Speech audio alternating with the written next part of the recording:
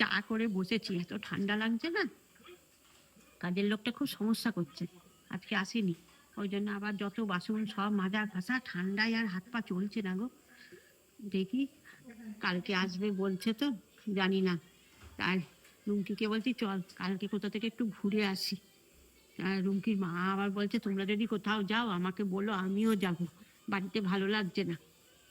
আসলে দেখবে বাড়ির মধ্যে দুজন থাকলেই না মাঝে মাঝে তাল বেঁধে যায়। যা আস্তে আস্তে বয়স হচ্ছে তো এসব হয়।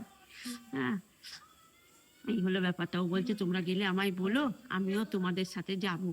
দেখি কোথাও একটু যদি যেতে পারি, গেলে তোমাদেরকে তো সাথে নিয়েই যাব। হ্যাঁ, এটাই ভাবছি। আর নাতিটা খুব দুষ্টুমি করছে, তোমরা সবাই বলো ওকে একটু দেখাতে, না দেখালে তোমাদের ভালো লাগে না। এই দেখো, এই দেখো, ও দেখো আস্তে আস্তে কথা বলছে, কেন জানো তো? ওর মা ভিডিও করছে বলে আস্তে আস্তে কথা বলছে। হ্যাপি হ্যালো বলো। হ্যালো বলো। না হ্যাঁ, বলে হাই। তোমরা কেমন আছো বলো, জোরে বল, ঠাম্মিরা কেমন আছো?